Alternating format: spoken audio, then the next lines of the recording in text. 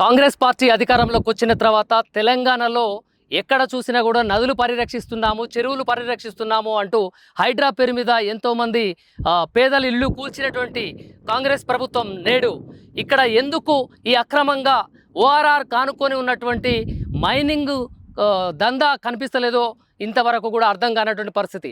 X వేదికగా మాజీ మంత్రివర్యులు హరీష్ రావు ట్వీట్ చేశారు. అయితే ఇక్కడ ఓఆర్ఆర్ కానుకొని ఉన్నటువంటి ఈ యొక్క కొండలని పిండి చేసి అక్రమంగా కంకర రాళ్ళు తరలిస్తూ వారి యొక్క ఆర్థికంగా ఎదగడానికి ఉపయోగించుకుంటున్న మైనింగ్ని చేస్తున్నటువంటి వారిపై ఎందుకు ఈ హైడ్రా కానీ మైనింగ్ రెవెన్యూ వీళ్ళెందుకు అధికారులు స్పందించట్లేదు అనేది కూడా ప్రశ్నించినటువంటి పరిస్థితి. అయితే ఇదే నేపథ్యంలో ఆర్జీటీవీ ఎక్స్క్లూజివ్గా మీకు అందిస్తున్నటువంటి ఇక్కడ చూడొచ్చు కొండలు, ఒకప్పుడు చూసినటువంటి అట్లానే ఉన్నటువంటి కొండలు అక్కడ చూపించమ్మా. అలా కొండలు బండలతో ఉన్నటువంటి కొండలన్నీ కూడా ఈ రోజున ఇక్కడ రాళ్ల మాదిరిగా అయిపోయినటువంటి కొండలు. ఈ రాళ్ళు ఒకప్పుడు కొండలుగా ఉన్నటువంటి కొండలు గుట్టలు ఇప్పుడు రాళ్ల మాదిరి అంటే బేస్మెంట్లో వాడుకుందానికి రాళ్ళుగా మారినటువంటి పరిస్థితి చూస్తున్నాం.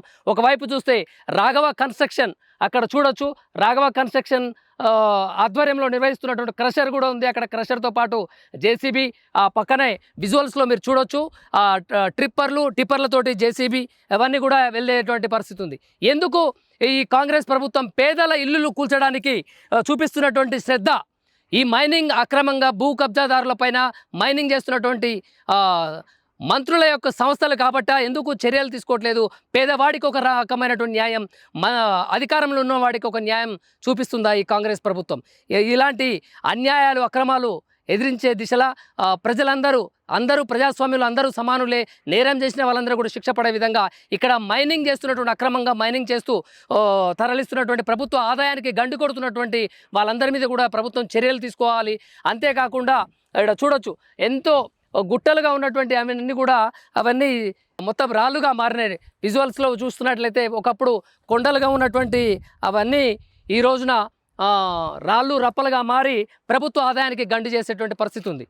17 ఎకరాలు, దాదాపుగా 17 ఎకరాల ప్రభుత్వ భూమిని కబ్జా చేసేటువంటి ఆలోచనలో ఎవరైనా ప్రయత్నించినా కూడా ప్రభుత్వం వదిలిపెట్టకుండా వారిపై శిక్షించాలని చెప్పేసి చూస్తున్నాం. కానీ కాంగ్రెస్ ప్రభుత్వం అధికారంలోకి వచ్చిన తర్వాత పేదల ఇల్లులు, భూదాన్ బోర్డులో ఉన్నటువంటి పేదల ఇల్లులు కూల్చడానికైతే ముందుకు వచ్చినటువంటి ప్రభుత్వం ఎందుకు ఇక్కడ మైనింగ్ అక్రమంగా జరిపిస్తున్నటువంటి ఈ మైనింగ్ భూ కబ్జాదారులపైన, అక్రమంగా మైనింగ్ చేస్తున్నటువంటి వాళ్ళపైన చర్య ఎందుకు తీసుకోవట్లేదు అనేది కూడా సూటిగా హరీష్ రావు అయితే ప్రశ్నిస్తున్న పరిస్థితి.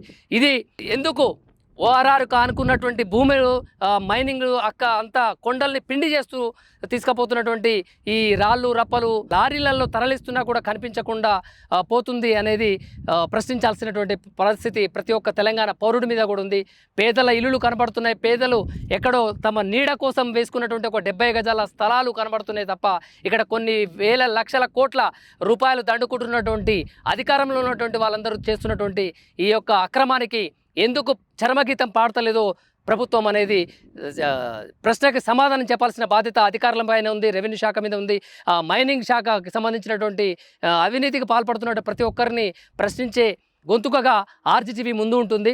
ఓఆర్ఆర్ ఆనుకొని పక్కనే ఉన్నటువంటి రాఘవ కన్స్ట్రక్షన్ వాళ్ళు ఒకప్పుడు ఉన్నటువంటి కొండలు ఈ రోజున పిపి అయిపోయి రాళ్ళు కంకరగా మారుతున్నటువంటి పరిస్థితి. ఎంత ప్రభుత్వ ఆదాయము మైనింగ్కి ప్రభుత్వానికి దాదాపుగా 17 ఎకరాల్లో ఉన్నటువంటి ప్రభుత్వ భూమిని కొల్లగొట్టే యోచనలో ఉన్నటువంటి ఎవరైనా అక్రమార్కులు ప్రయత్నం చేస్తే ప్రభుత్వం ఎందుకు చర్య తీసుకోవట్లేదు? కానీ నిరుపేదలైనటువంటి వాళ్ళ ఇల్లులు కూల్చడానికి మాత్రం హైడ్రా పేరు మీద చెరువులు కాపాడుతున్నాము, నదులు పరిరక్షిస్తున్నాము అని చెప్పేసి ముందుకు వచ్చేటువంటి ఇప్పుడు వీళ్ళ దగ్గరికి ఎందుకు రాలేకపోతుంది అంటే అధికారంలో ఉన్న వాళ్ళు అధికారంలో ఉన్న వాళ్ళ ఎవరైనా సపోర్టు ఉందని భయపడుతున్నారా ప్రభుత్వం అనేది కూడా చూడాలి. ఎందుకంటే రాజుకు ఒక న్యాయం, బంటుకు ఒక న్యాయం అంటుందా ప్రభుత్వం? ప్రజాస్వామ్యంలో ప్రతి ఒక్కరూ సమానులే కదా. ఎవరైనా అవినీతికి పాల్పడ్డా కూడా వారికి చట్టపరమైనటువంటి శిక్ష పడాల్సిందే. అది ప్రజాస్వామ్యంలో రాజ్యాంగబద్ధంగా అందరూ నేరం చేసిన వాళ్ళందరికీ కూడా శిక్ష పడాలనేది. రాళ్ళు చూడవచ్చు, మొత్తం కొండలు ఉన్నట్టు మొత్తం కొండలు కాస్త రాళ్ళగా మారినటువంటి పరిస్థితి. ఇక్కడ అనేక మార్గాలుగా మైనింగ్ చేస్తూ వారి యొక్క ప్రభుత్వ ఆదాయానికి దండు కొట్టినటువంటి పరిస్థితి చూస్తున్నాం. ప్రభుత్వం ఇక్కడ ఫెన్సింగ్ రేకులేసి రేకులతోటి ఫెన్సింగ్ వేశారు. మొత్తం ఇటువైపు ఫెన్సింగ్ చేసి మొత్తము ఎవరు లోపలికి రాకుండా ఇదంతా మరి పర్మిషన్లు ఉంటే పర్వాలేదు, అనైతికంగా అవినీతికి పాల్పడితే మాత్రం ప్రభుత్వం చర్య తీసుకోవాలని మాది ఈ చూపించే ప్రయత్నం. చుట్టూ క్రషర్సే ఉన్నాయి. ఇందులో ఏ క్రషర్లకి అనుమతులు ఉన్నాయి, ఏ క్రషర్లకి అనుమతి లేదు అనేది కూడా ప్రభుత్వం ఒకసారి యోచన చేయాలి.